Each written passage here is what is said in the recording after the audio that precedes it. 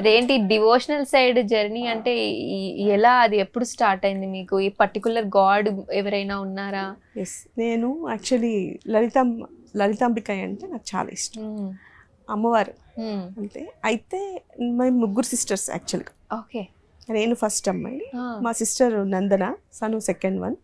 మా third sister ఉండేవారు Mukunda. So తనకి బ్రెయిన్ నర్వ్స్ వల్ల తను కొంచెం కాలం చేశారు అప్పట్లో. అంటే మా ఫాదర్ చనిపోయిన ఒక 10 years తర్వాత తను చేసి లేకుండా పోయారు. అయితే అప్పుడు నాకు అనిపించింది, ఏంటిది మనం కష్టపడతారు. ఏంటంటే మేము సిస్టర్స్ చాలా క్లోజ్గా ఉంటాం. అప్పుడు చాలామంది సిబ్లింగ్స్ కొట్టుకుంటారు, తిట్టుకుంటారు అని నేను చాలా వింటా. బట్ మేము అలా ఉండం. ఓకే. మేము అస్సలు తిట్టుకునేది కూడా లేదు, అట్లా ఉంటాము. బట్ తను మా మధ్య లేదు అనేది నాకు పెద్ద షాకింగ్ అనమాట. అందుకే బ్రేక్ ఇచ్చాను నేను అక్కడ. సీరియల్స్కి బ్రేక్ పడింది అక్కడ. నేను చేయలేకపోయా, మెంటలీ చాలా డిస్టర్బ్ అయిపోయింది.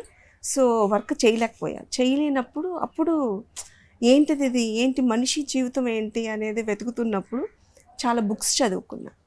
ఆ టైంలో బుక్స్ హెల్ప్ చేసింది రికవర్ అవ్వడానికి. ఆ బుక్స్ చదువుతున్నప్పుడు నేను ఈ గరుడ పురాణం లాంటివి, ఆ పురాణం ఈ పురాణం అన్నీ చదువుకుంటూ కూర్చొని డివోషనల్ లెవెల్కి వెళ్ళిపోవడం, ధ్యానం చేసుకోవడం. షూటింగ్లు ఏం లేవు, అన్నీ పక్కన పెట్టి రూమ్లోకి వెళ్ళి పొద్దుట 3 గంటలకు లేస్తాను. 3 o'clock లేసి ఇల్లు తుడుచుకొని ఊడ్చుకొని ఆ ముగ్గులన్నీ వేసుకొని ఇంట్లో పూజా రూమ్కి వెళ్ళిపోతాను. సైలెంట్గా పూజ చేసుకొని ధ్యానంలో కూర్చున్నాక మళ్ళీ ఎప్పుడు లేస్తాను, మధ్యాహ్నం ఒకసారి లేచి కొంచెం అమ్మ వాళ్ళు అప్పుడు భయపడ్డారు, ఇది ఏంటి అమ్మ ఇలా అయిపోయింది, ఏమన్నా అయిపోతుందా అన్న ఆ ఫీలింగ్లోకి వచ్చారు. సన్యాసం తీసుకుంటారేమో అనిపించిందా ఏంటి ఎప్పుడైనా? అలా ఏం అనిపించలేదు. బట్ అదే శాశ్వతం అని అనిపించింది. ఆ డివోషనల్ పాతే కరెక్ట్ పాత్ అని అనిపించింది, అప్పటికే అనిపించేసింది. సో అనిపించినప్పుడు ఆ తర్వాత ఇది ఆల్మోస్ట్ ఒక 23 ఇంకా తక్కువే ఉంటుంది, 23 years జరిగింది అదండి. సో ఇంకా అక్కడి నుంచి లేదు, మనం ఏదో కరెక్ట్గానే వెళ్తున్నాము, బట్ మనం సర్వే అవ్వాలి. సో ఇలా ఇంట్లో కూర్చుంటే అవ్వదు అని చెప్పి మళ్ళీ స్టార్ట్ చేసాం, మోడలింగ్ స్టార్ట్ చేశాను నేను. ఓకే. అయితే ప్రవళిక గారు, మిమ్మల్ని మీ క్యారెక్టర్స్ ఉంటాయి కదా, చాలా మంది బయట కూడా అలాగే గుర్తుపడుతూ ఉంటారు. కొన్నిసార్లు అదే క్యారెక్టర్ నిజమని అనుకుంటారు. మీరు అన్ని పాజిటివ్ క్యారెక్టర్సే చేస్తున్నారు ఇప్పటి వరకు, రైట్? నెగటివ్ చేశాను నేను ఫస్ట్. అంటే చిన్న రోల్స్ నుంచి, చిన్న ఏజ్ నుంచి వచ్చాం కాబట్టి ఆ ఏజ్కి ఏమేమి క్యారెక్టర్స్ ఇవ్వాలో అది ఇచ్చారు. సిస్టర్ రోల్ ఇచ్చారు. నేను ఇదే భరత్ కళ్యాణ్ గారికి, అన్నపూర్ణ క్యాటరింగ్ చేస్తున్నారు కదా హీరో, భరత్ కళ్యాణ్ గారికి నేను చెల్లెలుగా చేశాను తమిళ్లో. ఇప్పుడు వైఫ్ గా చేస్తున్నాను. ఆయన అప్పుడు హీరో, గాయత్రి గారికి పేరు అనమాట ఆ టైంలో.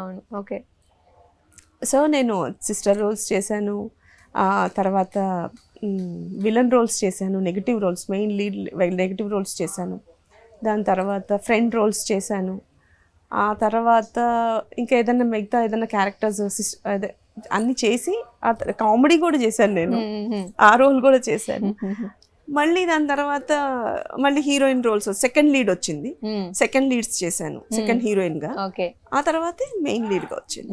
నన్ను మెయిన్ హీరోయిన్ చేసింది మనకి తమిళ్ డైరెక్టర్ ఉంటారు, భారతిరాజా గారు.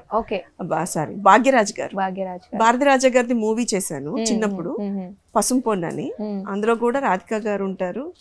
ఆ తర్వాత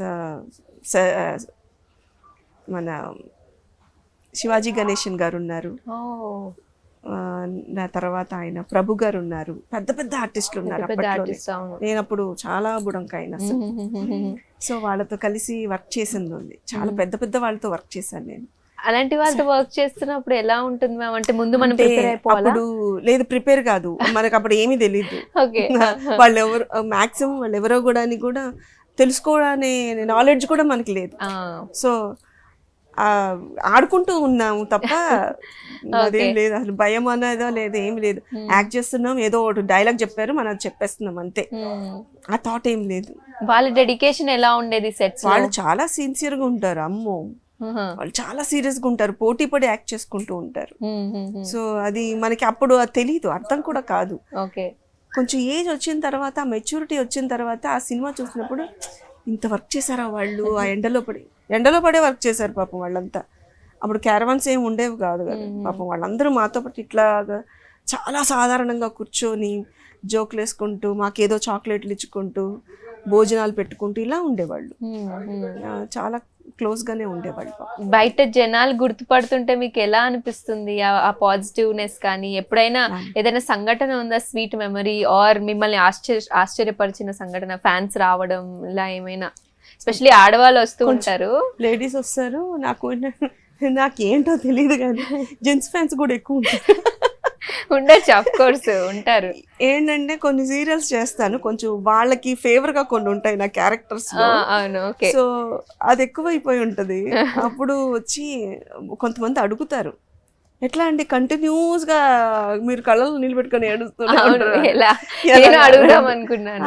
అది వస్తుందండి, అది అంతేనండి, మేమేం చెప్పడానికి లేదు, అదో ఫీల్ అంతే. అదొక ఫీల్. అక్కడ ఏదన్నా బాధాకరమైన విషయం జరుగుతుంది, ఫీల్ చేస్తాం, ఏడుస్తూ ఉంటాం, అయిపోయింది. అఫ్ కోర్స్ గ్లిజరిన్ అనేది ఉంటాయి, ఒకసారి పెడతాం, దాని తర్వాత దారిపోతుంది, తర్వాత రాదు. ఫీల్ అయితేనే కంటిన్యూస్ గా వస్తుంది. సో ఉంటాయి. అంటే ఫ్యాన్స్ అని అంటే కొంచెం భయం వేసిన టైములు ఉన్నాయి అంతే, వచ్చేస్తారు ఎక్కబడి వచ్చేసిన టైంలు కొన్ని ఉన్నప్పుడు అప్పుడు భయం వేసేది. నేను ఒక్కోసారి క్యారవన్ లో ఉండి తలుపులు కొట్టేశారు, అప్పుడు భయం వేసింది. లేదమ్మా ఏం కాదు కొంచెం రండి అని. నాగబాబు సార్ గారితో వర్క్ చేసినప్పుడు కొంచెం ఫ్యాన్స్ ఎక్కువైపోయింది. అప్పుడు కొంచెం ఆ క్యారవాన్ లో కూర్చున్నప్పుడు భయపడి వచ్చేదాన్ని కాదు. రామ్మ పర్వాలేదు, నాకు కొంచెం ఫోబియా ఉంది, జనాల మధ్యలోకి వెళ్ళాలంటే నాకు కొంచెం ఫోబియా ఉండేది. అందుకని నేను ఎక్కువ మీట్ అవ్వాలని అనుకోను, జనాల మధ్యలోకి వెళ్ళాలని కూడా అనుకోను. అలాంటి ఒక సిచ్యువేషన్ వచ్చినప్పుడు పర్వాలేదురా దిగిరా అన్నప్పుడు వచ్చారు, చూసారు, అందరు ఫోటోలు తీసుకుంటారు, బాగుంది బాగుంది అనుకుంటారు. అన్ని చేసినప్పుడు బాగానే ఉంటుంది, ఏమీ ప్రాబ్లం లేనప్పుడు బాగానే ఉంటుంది. ఏమైనా ప్రాబ్లం వస్తుందో అని భయం, వేరేమీ లేదు అంతే.